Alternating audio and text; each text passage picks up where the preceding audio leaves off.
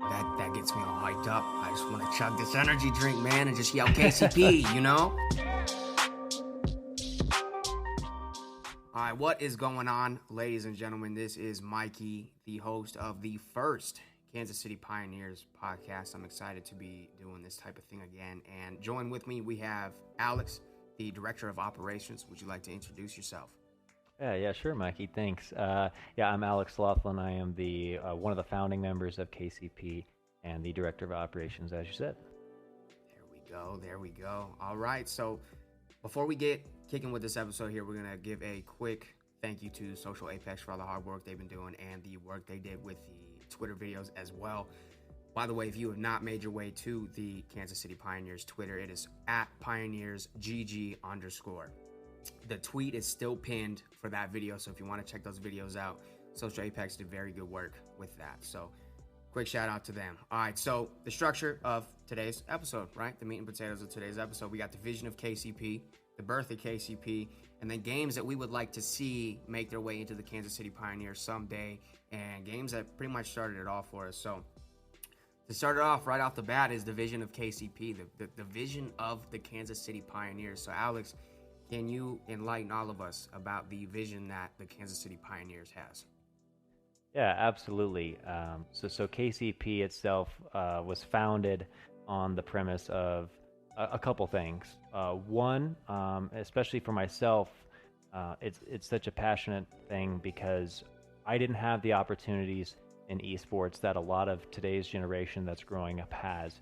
You know, being a professional gamer or working with an org or being a content creator full time, those didn't happen 14, 15 years ago. So I think spotlighting the youth and giving them another opportunity, another organization to be a part of is fantastic.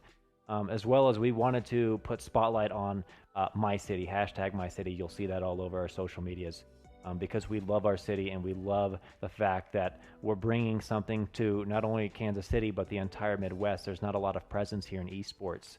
Most of them are on the coasts, as well as a lot in like Texas. And so the fact that we're able to give people in the Midwest an org to rally behind, a team to root for, or a team to potentially join, I think is really exciting. And a couple other things, it's besides empowering the youth and besides getting the fans, it's just creating a family and a culture that we don't see from, not everyone has that. And to us, culture is like number one thing. And I'm sure I'm going to touch on that a lot in this podcast episode. But yeah, culture is just so huge for us from leadership all the way down to freshly recruited members and the fans. Without a doubt. Yeah. So that's neat. Yeah. That's an insane vision. So having that vision right now, we got to talk about the birth of Kansas City Pioneers. So you have this great vision, but now I want to know, and I'm sure other people want to know, how did this come about? Like, how did this start? So it all started last July. Okay. Kind of the inklings, the beginnings, the thoughts that happened, but the hatches of the eggs that we had to go through. And what happened was LJ shared it on Twitter. And a friend of mine, I was actually, and I still am, a commissioner of an amateur 2K league, a very large one. And somebody from that league actually shared it. And I did not know LJ personally at the time.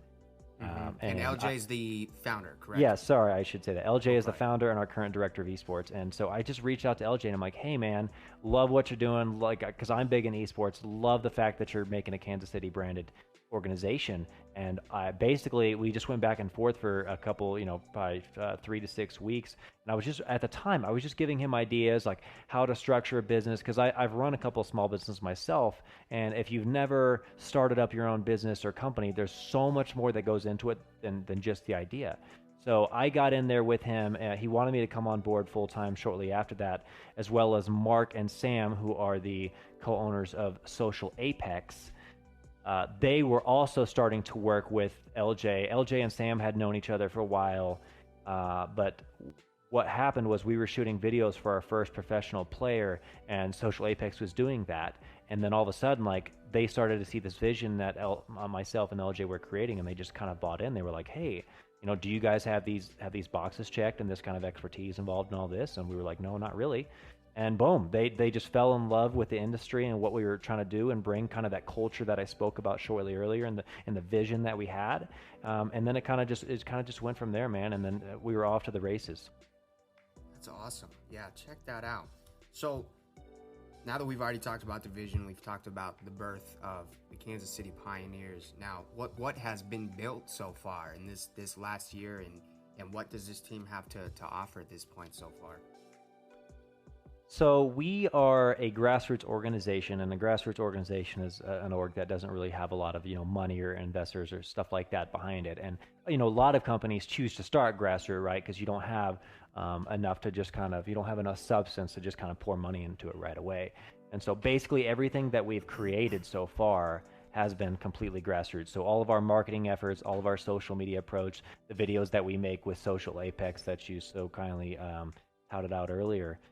Everything was done in-house, and then it started with an RC, a recruitment challenge, and we wanted to get people involved to kind of grind to be a part of this org, right? Something that was brand new, especially in Kansas City in the Midwest. And people were like, "Oh, are these guys legit?" And, they're starting out, they're getting content creators. They have one pro player, and so we recruited about 4 to 5 content creators from there. There was a couple that were already with us from the very beginning that LJ had recruited, and so we slowly started to build this team.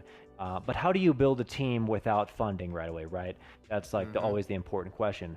It's you build the right culture, the right vision, and the people will come. They're gonna, if they understand your vision, if they understand what you're trying to accomplish, people will buy in, and that's exactly what happened with us. Content creators came on board, and it was not a push-pull relationship, but let's all pat each other on the back because we're using their content, we're spotlighting them, we're helping them grow their personal brands, and then they're same for us. They're providing us with great content, they're providing us with potential new followers and people that they play with. And so that was kind of the start of the content side. And then from the professional aspect, right off the bat, we were fortunate enough to sign a pro Madden player, Beast Mode Mac, who was ranked number 5 in the world at the point that we signed him.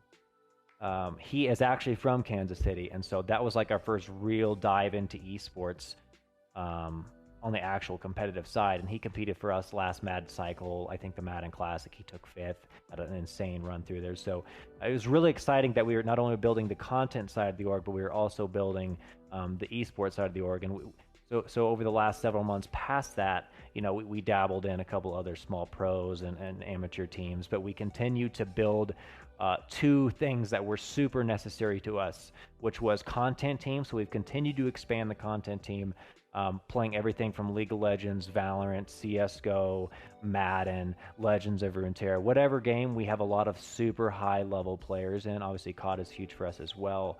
But we also started to build the creative side.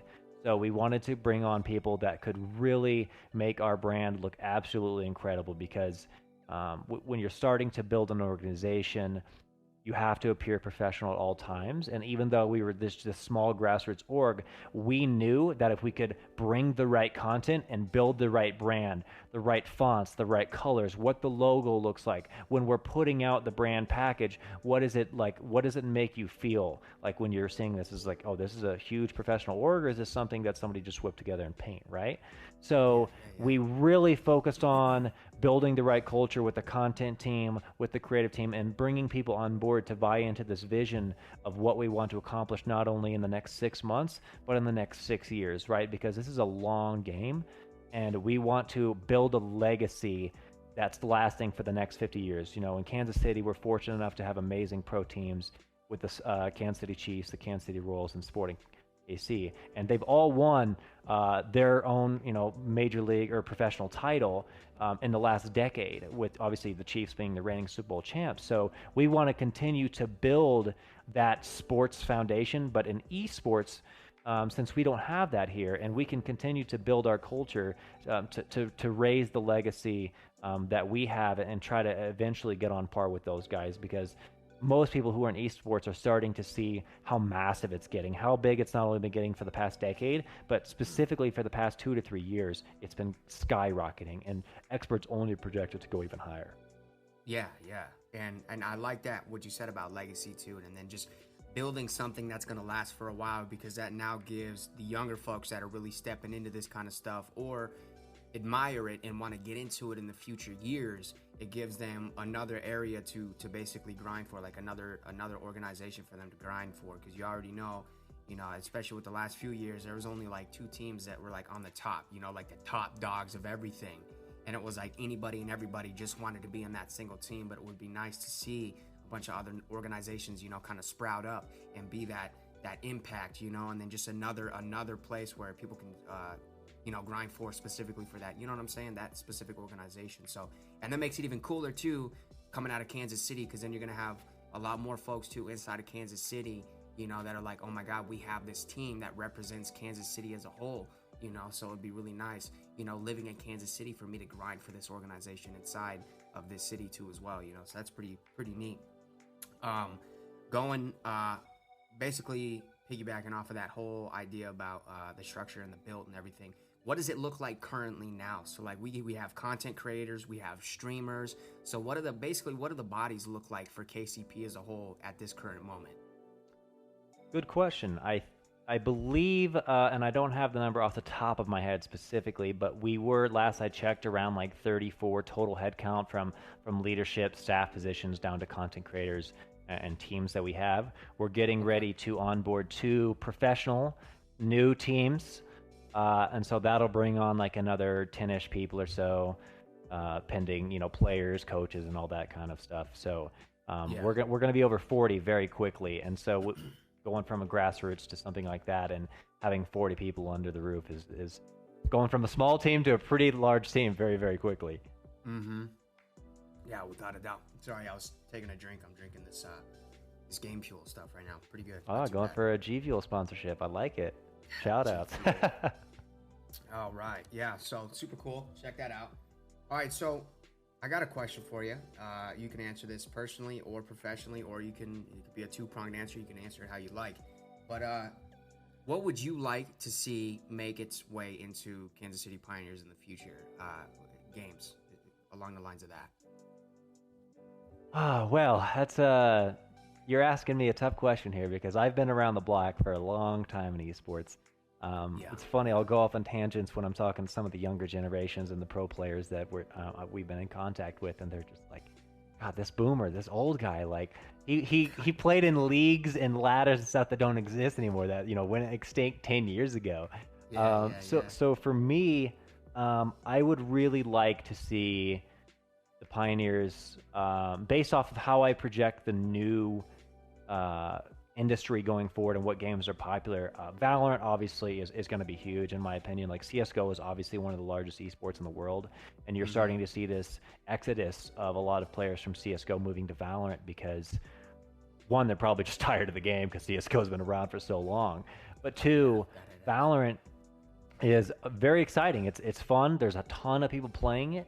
Riot Games has another immensely popular game in League of Legends, and so a company with a track record like that, moving over to the Valorant scene, and so Valorant for us is something we really want to get involved in because it's fresh, it's new, and there's the tier 1 orgs that are already involved in Valorant, but it's still such a new landscape that it gives the opportunity for smaller and mid-sized orgs to really get on there, curate talent, and build their own rosters without having to have all the top dogs come in and buy all the best players, because nobody knows the best players. Nobody knows the scene yet. Nobody knows the meta.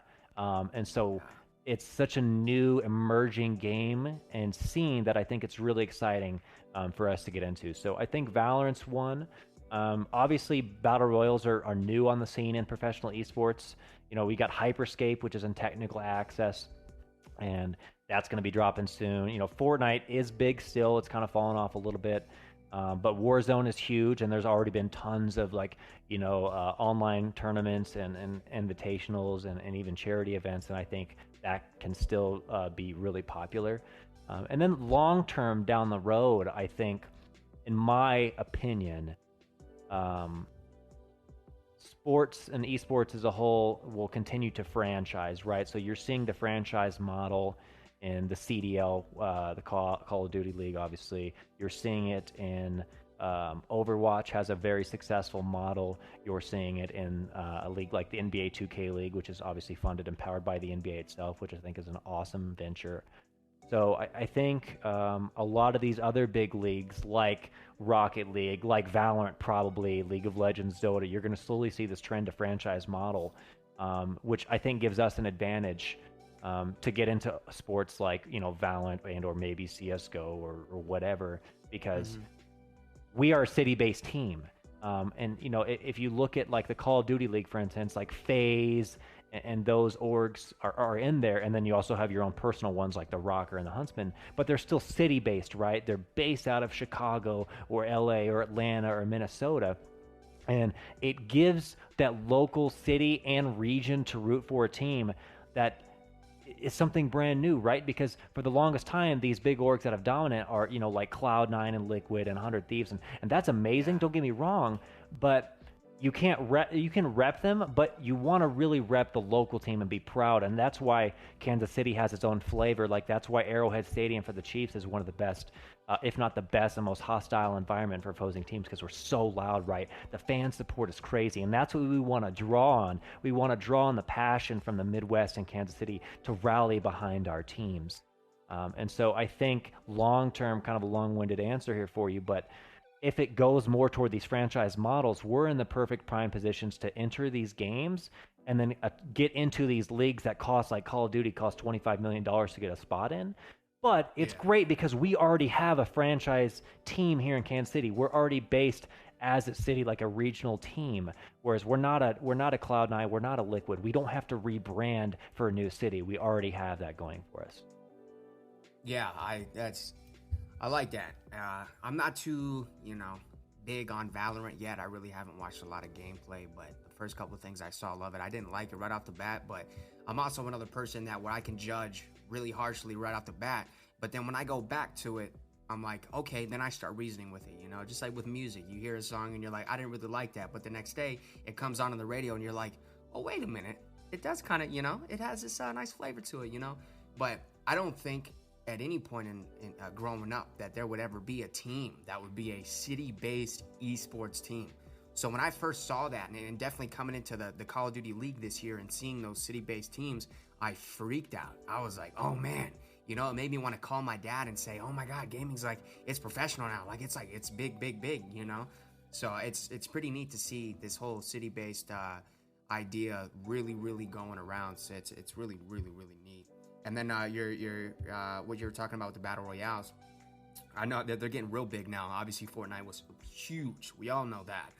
But I love Warzone right now. But I mean, I don't know how many people are actually like this, but I do like my buddy. I've been wanting to play, Warzone with him, but he said he's just kind of washed out. He's burnt on all these battle royales, and I think Warzone kind of did something different with me because I really like those realistic type games. I would love to get into PUBG, but obviously we all know there's a lot of lobbies in there that are just littered with cheaters. So, I mean, where's the fun in, just trying to actually play a game and then just dying cross map for no reason, But I'm really digging Warzone right now. But what do you think about all these new battle royales that just continue to come? Like, do you want to continue to see more battle royales, or like, what's your opinion on all that?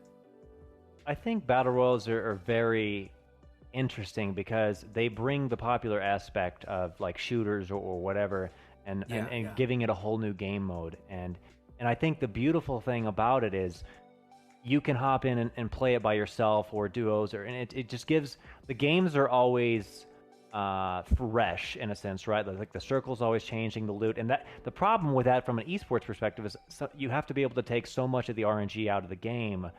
And battle royals are highly RNG, right? Where you land, what the loot is, and so. But I think for it's exciting to watch because, one, there's so many competitors, right? Like if you're watching CS:GO, you're watching 5v5 against each other, or Rocket League, it's 3v3.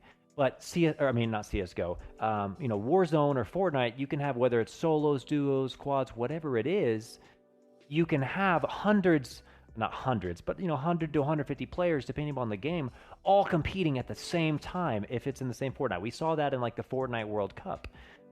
You've got all these players in one arena I think it was in New York where they hold the US Open. And that's such a crazy environment, right? They're playing in front of thousands of people, but you've got 100+ players on the same server, all competing against each other, which brings a whole new element to the game. And you can only count on either yourself or your one teammate, but you got 100 enemies. So I think it's still exciting. And not to mention, we didn't even touch on this, but like PUBG Mobile, for instance, that's a huge game, and I'm not a fan of PUBG per se, but like I think mobile gaming doesn't get the respect it deserves because most people, when they think of gaming, they think of console or PC, but mobile gaming is incredible because there might be people that can't afford a whole setup or a console at the time, but you can play on your phone. People, especially I think it's really popular in other countries of the world, that mobile gaming is their prominent style of gaming, and you're seeing people even like 14-year-old women or men or whatever, and they're competing with the best of the best, and all you need is a phone and Wi-Fi or data access, and you're competing for thousands or hundreds of thousands of dollars depending on what event you're at. And I think that's an absolutely incredible thing that PUBG's really delivered on compared to some of the other BRs and their mobile versions. And that, not to get off topic, but I think when you talk about BRs, like I think mobile kind of gets swept under the rug, and that's something we also got to keep into fact, that BRs are popular, but mobile gaming is rising at the same time, and that's super exciting. Yeah, I like that you brought up mobile gaming because I totally spaced that. Because it's crazy. I'll be on Facebook and I'm just scrolling through and I'll see a lot of, gaming advertisements and stuff like that. But I'll see these guys who are streaming on Facebook, but they're streaming a mobile game with like 9,000 viewers. And I'm like, that is insane. Like, we're at that time now, where people are starting to respect these games that are coming to the mobile phone. And obviously PUBG is a big one. Call of Duty is a very big one too. It's definitely got its own style to it. I wish it was a little bit different, but I'm not here to bash on anything. And then there was a game called Critical Ops, which was basically a dubbed version of CSGO on your phone, and it was very fun. It was actually really fun to play. And then I know there's a couple others that are totally spacing my mind right now, but it's super cool to see that mobile gaming is actually making somewhere. And then also, I don't know if you follow certain like tech reviewers and stuff, but it's crazy to see there's phones that are actually being built exclusively for playing video games, so you got the gaming phones and stuff like that. And I think that's so cool, because it provides endless entertainment. You could be sitting there, you go to the DMV and you're sitting in the line for 30 minutes because we all know you stay there forever, and boom, you can play like at least 10 Call of Duty matches in that amount of time, or if somebody's talking smack to you right in front of your face, you just whip out your phone and you say 1v1 me on Call of Duty right now. Probably don't say that, but you can.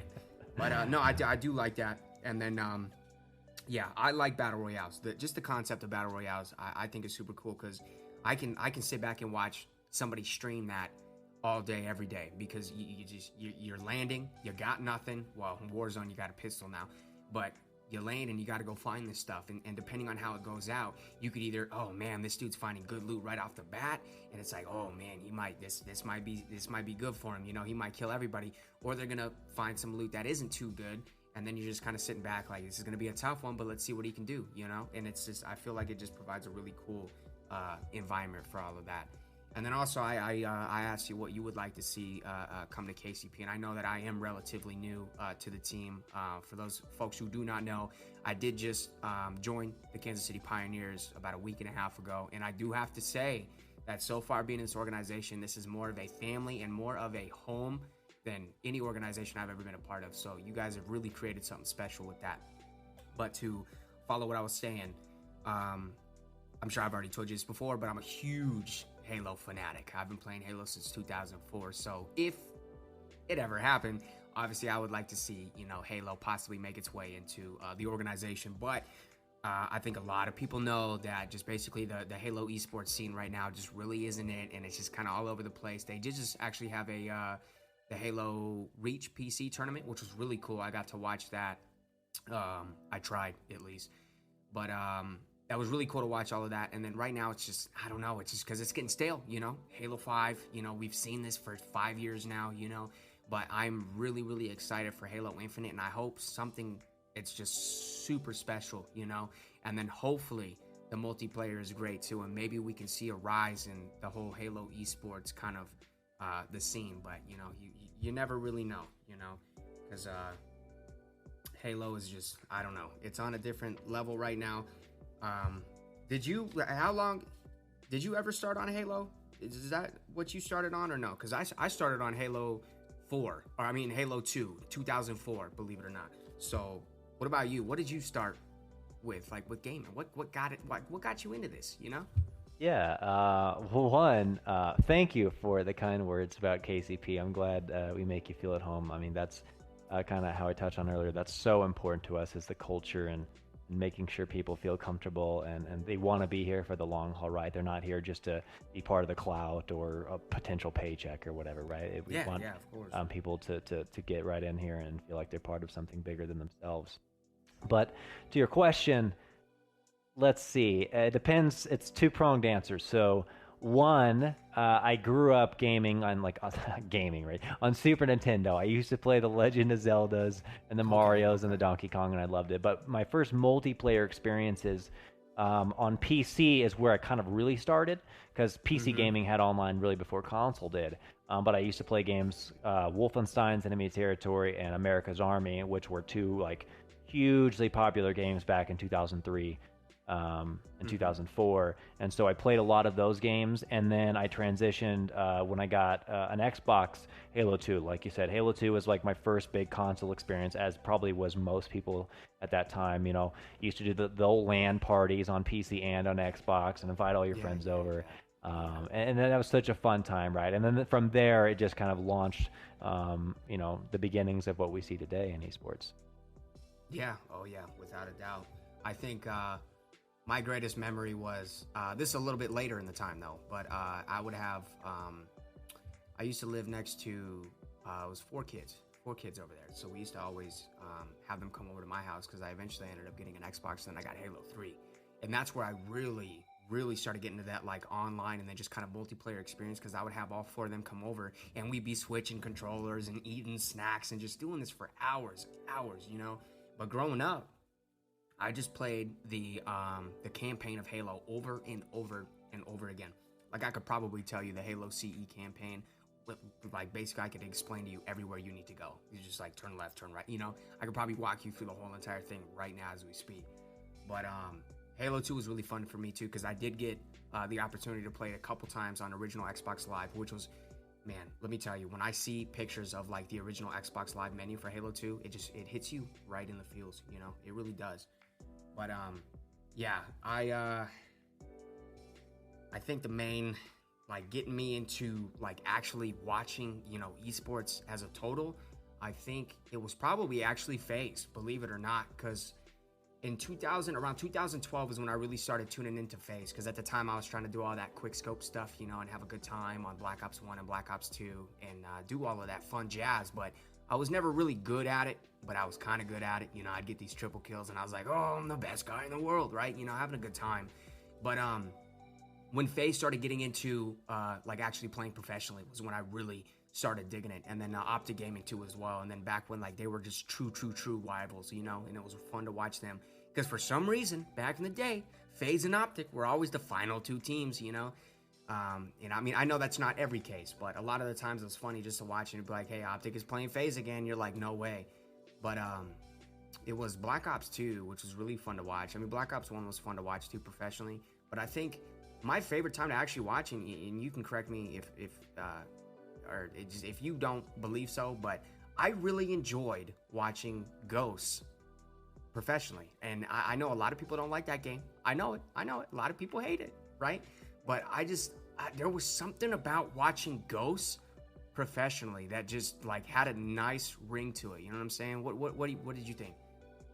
Well, it's funny you asked that, because I wouldn't say I left the scene, but I used to play game battles way back in the day, you know, on COD Modern Warfare, and then, you know, on Black Ops 1. But I kind of like got burnt out or kind of lost my love for Call of Duty right around the time of Ghosts and, you know, Black Ops 3 and all those other games. And then once Modern Warfare got remastered, and then you've got now there's Warzone. Like, it's kind of drawn me back into it, and hopefully Halo does the same thing for both of us. So honestly, I can't really give you an opinion on that time, because I kind of branched out and started playing other games and getting more involved in that. But it is good to see kind of the metamorphosis, the change of these games that were so popular for so long kind of fall off and then have this resurgence. So that's really exciting, I think.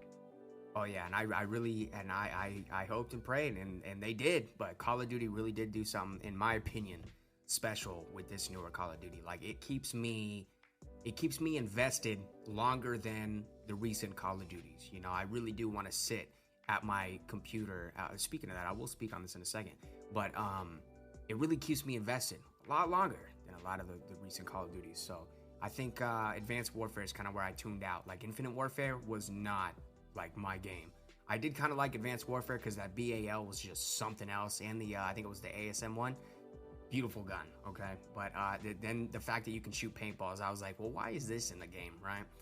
But I grew up with the Xbox, but I've actually started getting into PC lately, and I'm really having a good time with it. I've been playing a lot of DayZ right now, really trying to learn that game, because back in like 2011, 2010, I was playing Black Ops 1 on a like $200 laptop, and it would just not run for the life of me. And I always wanted to play DayZ, but as soon as I get into a game, I would just be, like teleporting around and just being super weird.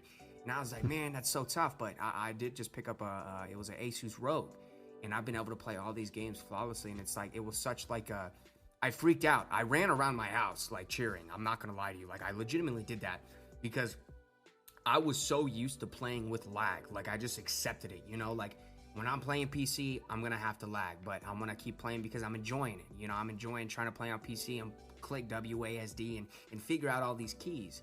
But when I loaded up a game and there was no lag, I was like, man, so this is what everybody else has been enjoying, and I'm just like accepting the lag, like, hey, you got to sacrifice something, right? But yeah, and it's cool to, like, when I was talking about the whole Halo Reach PC thing, it's really cool to see how Halo made its way into PC, and that they actually had a professional tournament with that, because the last time Halo was on PC was Halo 2, basically, the Halo 2 Windows Vista. And then I think, correct me if I'm wrong, but I think somebody said something about it at one point, but I think Halo 3 was on Steam for a little bit, wasn't it? Do you remember that? It might be. I know it's been kind of having a renaissance of late with the Master Chief Collection. Coming back to PC. And I remember when Master Chief Collection dropped on console a couple years ago, they did a Halo World Championship again, and I think it was either Halo 3, I think is what they played it on. But yeah, and I remember back, like, I think EG and Snipe Down, who might have ended up winning the whole thing, but it was like this whole nostalgia trip. And sorry to cut you out, like go on a tangent here, but you brought up a good point, and I wanted to touch on this. So that's the exciting part, right? Is like sometimes our setups are a little less than others, right? Like, not everybody can afford a $3,000 PC, but most modern gaming rigs and consoles, consoles are obviously $300-400, and then you can get a decent gaming PC for $800, right? So I think the beautiful thing about esports that I think is a little underrated in some aspects is the low cost to entry. Like, the barrier is so much lower than, like, playing soccer or football or tennis or whatever, like, your sport is. Like, those lessons and getting the equipment and traveling to tournaments, that is so expensive, right, to do. Like, it can be a stress on parents or even if you want to play in like amateur leagues, stuff like that. And the beautiful thing about esports is you don't have to worry about any of that. All you need is your console or a decent PC or a mobile phone now. And you can, and then obviously, monitor, TV to play it on, and then an internet connection, and that's it. That's all you need, right? Yeah. Just an initial maybe an investment. Energy drink, yeah. Low plus. Yeah. And so I think it's so exciting because, and that's another big reason why I love the KCP vision and the culture is, like, we want to provide more spotlight to these players that don't get looks, that have never thought about esports as a career, and try to curate and provide content or go look for potential new pro players, where you can't go get from people who want to make, go to the NFL or the NBA or whatever it is, right? Esports is completely different. we stand for, as KCP, we always push culture, diversity, empowerment, and our next big thing is lifestyle, right? Because gaming grew up, my generation, it was like a stigma. You're a nerd or you're spending too much time gaming. Yes, And it's not that anymore. And so along with that lifestyle approach and having, by the way, our merch is super fire. I can't spoil it for you guys, but we're dropping a brand new e-commerce store with insane designs, by the way. I can't wait till you all see them. But back to my point in hand was, we can encourage these people from inner cities, from people who go live out on the fields, in the middle of nowhere, Iowa or Nebraska or Kansas, or it doesn't matter where you're from. You can get on, hone your skills, and compete with the best of the best in the world at such a low cost of entry in esports than you can do at anything else. And I think that's an absolutely amazing thing. And I think that's what makes esports so popular. Even though we're not always on ESPN or Fox, although I do think the big TV deals will come. And recently, some sports, FIFA and NBA 2K League, were on ESPN recently. But I think you're going to start to see that trend in the future of like these people are competing worldwide, all over the place. And it's super exciting to watch, because all we have to do is pull open an internet tab on our computer or on our phone, and we can tune in and watch. You know? And I think that's so fun, is the access to becoming a professional streamer or gamer, or just watching those is so much easier than your traditional sports sense. Yeah, and it's funny you mentioned that too, about like the TV deals coming, because I swear I remember somebody at one point saying that MLG was signing a TV deal where they're gonna have their own channel. I can't remember. Wasn't there a TV channel like G4 or something like that? I think it was so. an Yeah, extra. It wasn't on cable, but it was like an extra channel, and it was all about video games, which was like the birth of video games on TV. Yeah, G4 is classic. Oh man, G4 reminds me of like when GameStop used to be real cool, And like before everybody started hating on it nowadays. Yeah, and then IGN too. Yeah. No, I get it. But yeah, speaking on that though, it's crazy where gaming has got to now. It's phenomenal, because yes, like me, you growing up, it's like when we were younger, like it was cool to play games, it really was cool. But until like 2012 and 2013, when I think Black Ops 2 was just obviously it got a lot of eyes looked at it, just because everybody was like, oh my god, this is the greatest Call of Duty ever, like that's a lot of people's perception on it, right? But around that time, I think is when gaming really started to become more special, and it really became like you had people like Scumpy, man, is a master, he was just destroying people, right? And then you had people like Pomage. I don't know if you heard about Pomage, but on the sniping scene, he's one of the greatest snipers, So I think we're starting to get into an era where it was actually starting to become cool to be the best gamer, instead of, back in the day saying, hey, I'm really good at playing games, and it's like, oh, cool, wow, you're still a nobody, But now, now today, man, like it's so much more respected to be able to say, yes, I am one of the best Call of Duty players, and if you play me right now, we'll see what happens. Like that kind of, I'm a lot more of like I have a lot more of like a hardcore mentality when it comes to that. Like, I want to have fun when I'm playing games, but just the idea of how cool it can be now to actually be one of the best players, And I mean, not to cut you off again, but look at what FaZe is doing, right? Or 100 Thieves. Like, look at these team houses. Like,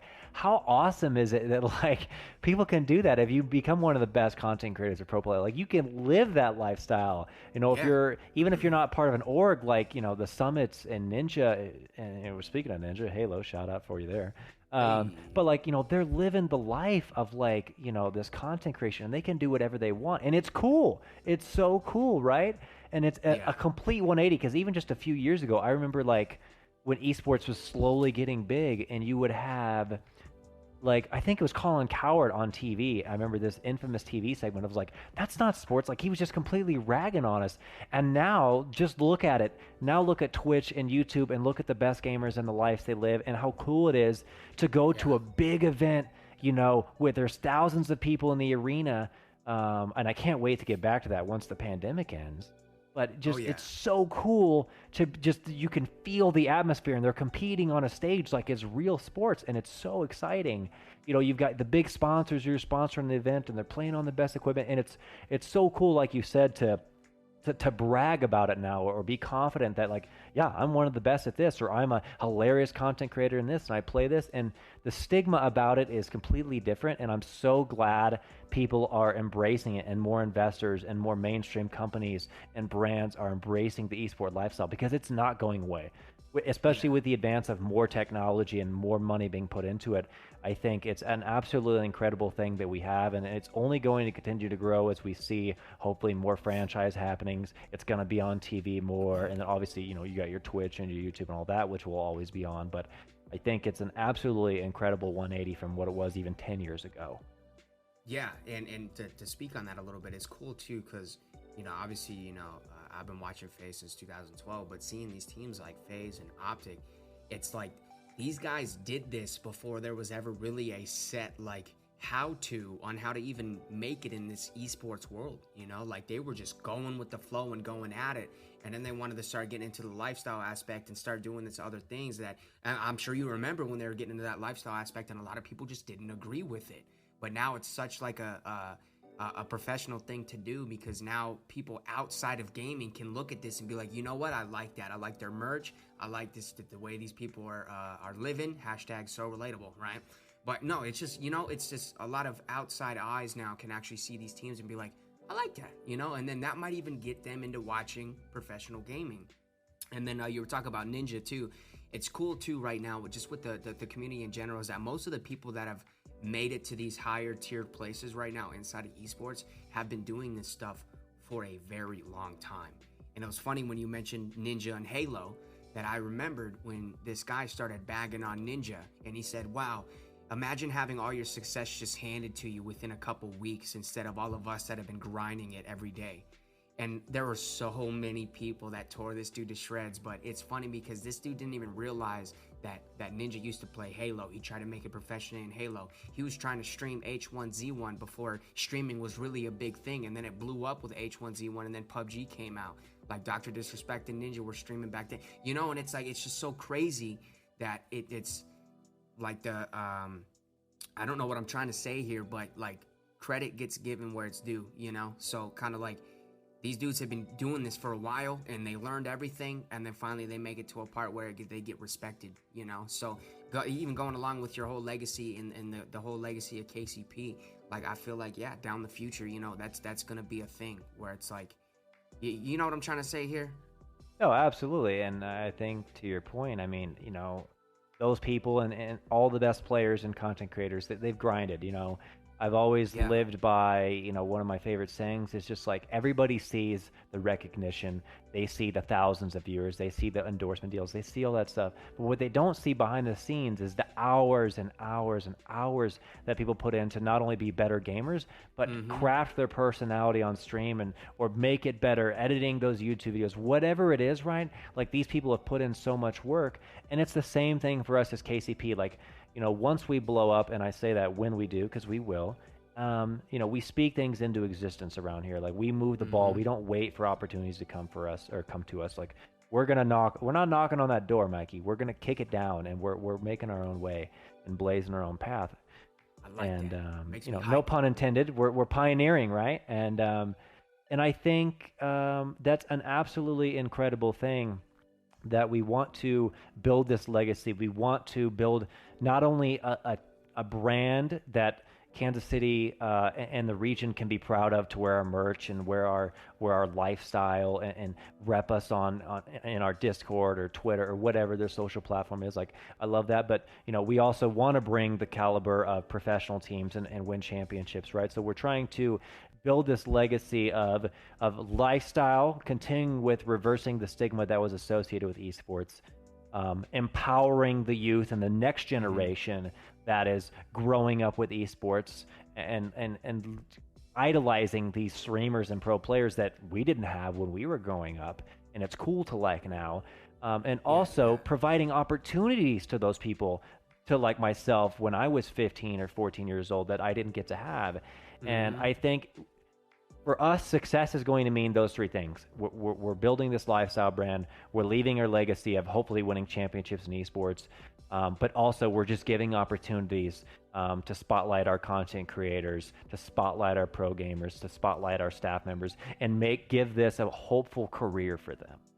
So I think that's the bar that we're trying to set and build. And then obviously on a city-based scale, right? Like our reach doesn't end at the borders of Kansas and Missouri. It's a worldwide thing for us. So like just because you live over, in Asia or Europe or Africa or in Kansas City, it doesn't matter to us. It doesn't matter if you're from Canada or Mexico. If you are a fan of our brand and our culture and the community that we're building, you can be proud to watch us and hopefully watch us win and support our content creators and buy our merchandise, right? Like some people think like, oh, you're at a disadvantage a little bit because you're representing a city and like they're not going to root for you. And that's not the case at all, right? Like, because esports, and that's the beautiful thing, right? Like let's take the Chiefs, right? Their players come from all over the world, and we have the Chiefs have a fan base all over the world.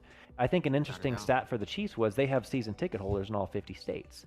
And that's how we want to be, right? We want to have this worldwide vision and message to share with everybody, and they can be fans of us or not, because we're not just going to have solely city-based merch, or not all of our players and streamers are from Kansas City. We currently have people from all over the country.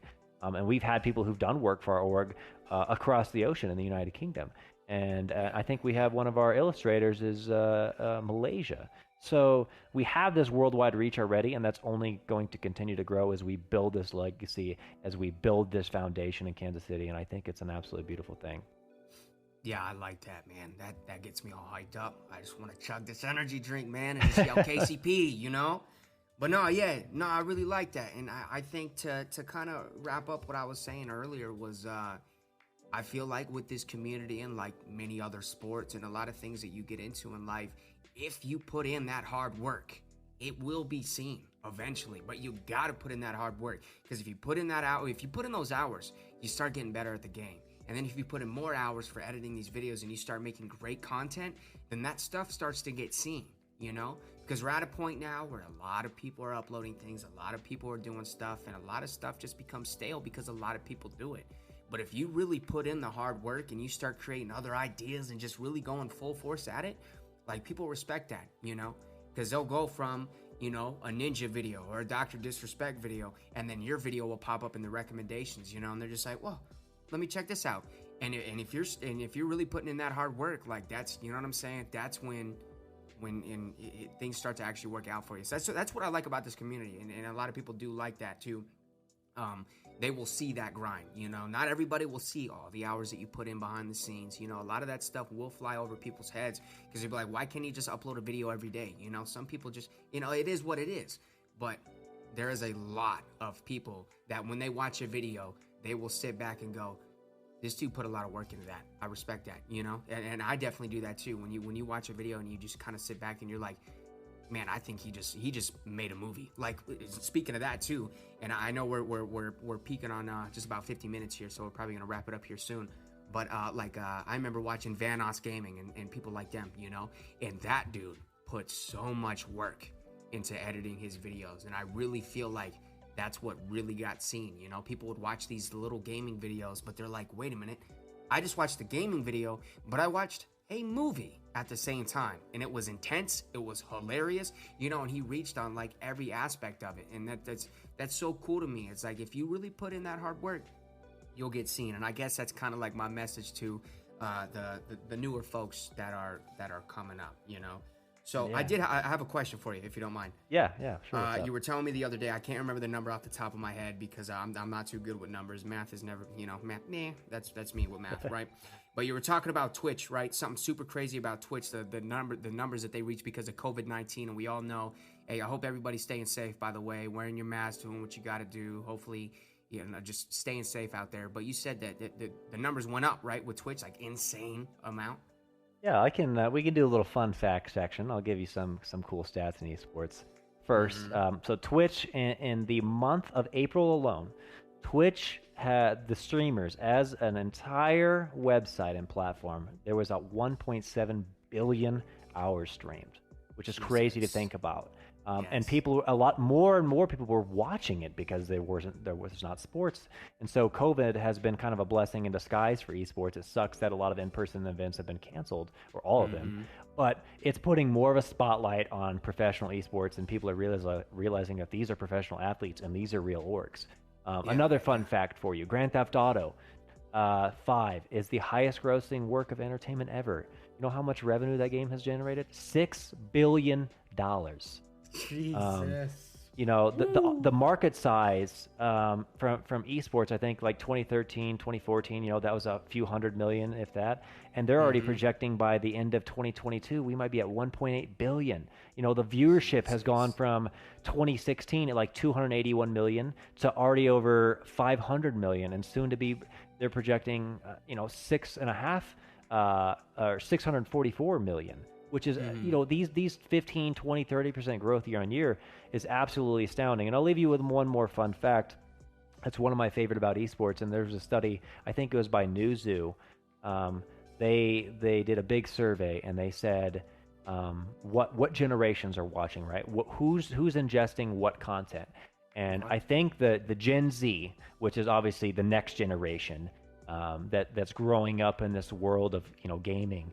I think the numbers were 33% of that Gen Z prefers esports over regular sports to 32%. And then there was another statistic that was like they watched both, right? So you're already seeing this shift of more people are watching esport content, whether that's YouTube or Twitch or just their favorite streamer, and then watching professional esports played, then they watch traditional. So that's a crazy to think about, that this shift of people who grew up with sports, and they looked down on our generation and had this stigma against, like, get off the video games, right? You know, do something with your life. Video games aren't going to get you anything. Well, sorry, they do now. And more people are watching it, and it is enabling this growth. And that's why you're seeing Nike and Gucci and, you know, Mercedes and these big brands getting involved in esports, because they want to target this next generation that isn't watching as much regular sports that the generation before them had. So you're starting to see this beautiful growth of esports as a whole. Yeah, it's super crazy. I'm gonna flip the script real quick, because I know we're getting ready to get out of here shortly. But you mentioned this earlier, and you said you feel like, you know, KCP is a completely different, right? It's been a family so far. So you've only been in here for a week and a half. But so what was your initial impression from our first conversation to how you've been involved already? Like, what sets us apart, and what do you think is going to make us successful?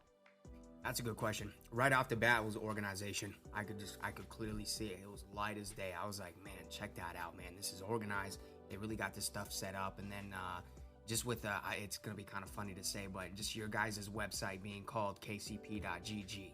Like, that's really neat to see, instead of seeing like kcp.weebly.com, you know, where you can build your own website and stuff. So it's really cool to see that right off the bat. And then just kind of going through you guys' Twitter, I saw that, like, some people might even be able to say the same thing. Like I was telling people earlier, definitely check out that Twitter video on pioneersgg_. It's at twitter.com. Okay. I watched this video and I was like, oh man, you know, like I got inspired by just watching that video.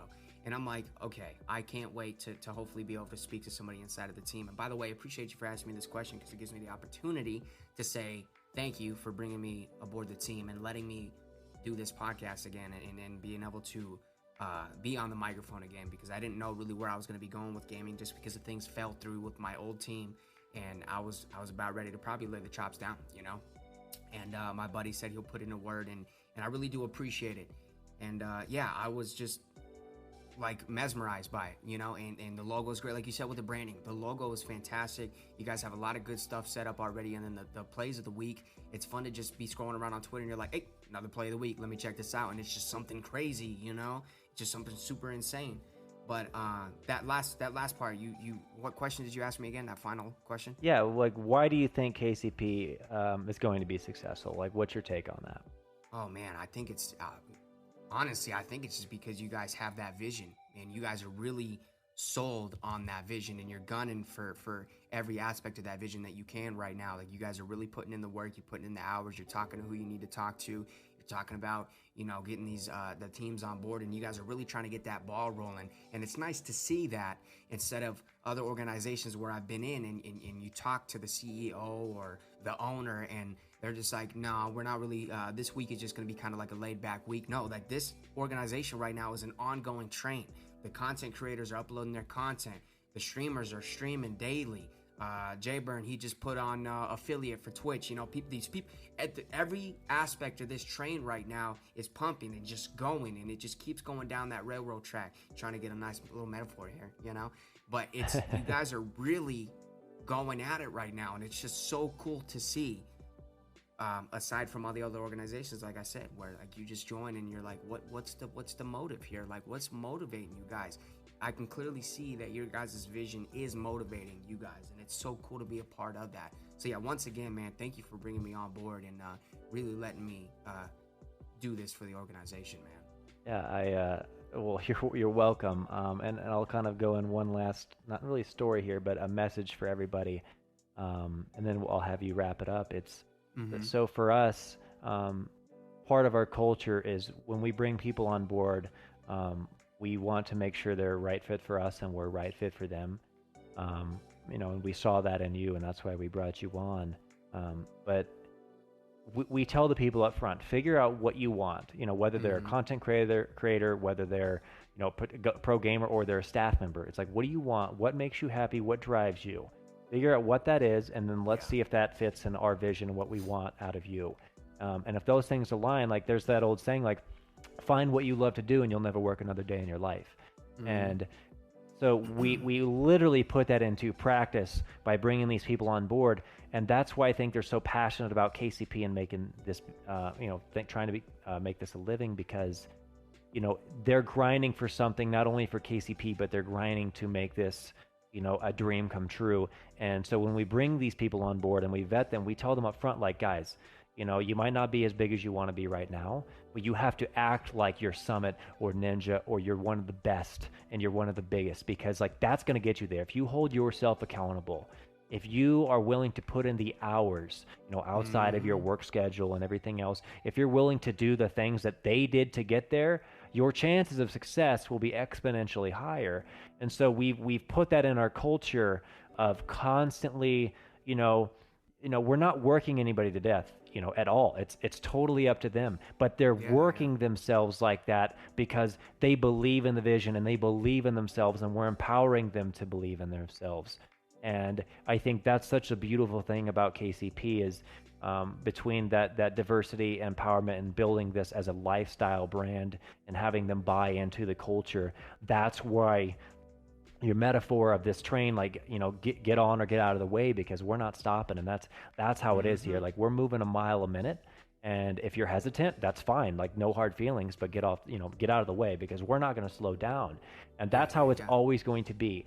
So it's this beautiful combination of hard work, the work ethic, but also doing what you love that's driving you to make it feel like, it's your passion, right? It's not rational. When something, when you're in love or you're working toward a dream with passion, you don't think about like, oh, I just put in 16 hours of streaming and then editing. You don't think about that because you're trying to make your dream come true. And like, that's such an important part of our culture is like, if this is really what you want to make it, we're going to provide you the support. We're going to give you the platform. We're going to, treat you as you need to. And we have an open line of communication here, as like if you need leadership, we might not be able to get back to you right away, but DM us, talk to us. We have weekly meetings, open transparency to everybody that we can, everything that we can provide legally to these people. We want them to be open line of communication, understand where we're going, where our vision is, short-term and long-term, because it's not just what leaders make of it. We take feedback from everybody. We have this great feedback loop that was spoken to us by Jeremy Turman, who's also on leadership, our director of partnerships. And it's such a beautiful thing that everybody who's involved feels like they're part of it and they're invested. They're not just part of the org and it takes 3 days to get a response from leadership. That never happens here. And so I think that's what makes the culture, that's what makes it so special, and that's why people are buying in. And that's why we bring people like you on board to provide this content and hopefully get you the capability to really help your personal brand and your career take off, so you can be in esports as a professional full-time. And yeah, I I'll leave it that. at that and let you, any other questions or however you want to close it out, you have the honors, sir. All right, too easy. Yeah, and I'm just excited to bring this certain level of energy that I have to the organization. And I'm glad that you guys, appreciate that. And then just to finish that last little part off, yeah, I mean, this organization really does feel like a family. Just when you guys welcomed me inside the Discord chat, and then there was like 20 people who immediately welcomed me back. It was insane, So, I mean, there's been organizations where you join and like one or two people will be like, hey, and there's like 50 people in the team, So really does feel like a family, and I've enjoyed every second of it so far, and just everything is it's great so far. So it's a nice, refreshing feeling. But that's pretty much going to wrap up this episode of the podcast. A quick little thank you to Social Apex again before we wrap it all up for the insane amount of work they've been doing for us. And like I said at the beginning of the episode, definitely shoot to the Pioneers Twitter. I'll say it again. It's at PioneersGG_. That's on Twitter, okay? And Social Apex, they did a lot of work for that video that we have up there. So, hey, thanks again to you guys. And if you guys haven't watched it, I'm serious. I'm serious. Watch it. You'll be inspired. I'm telling you.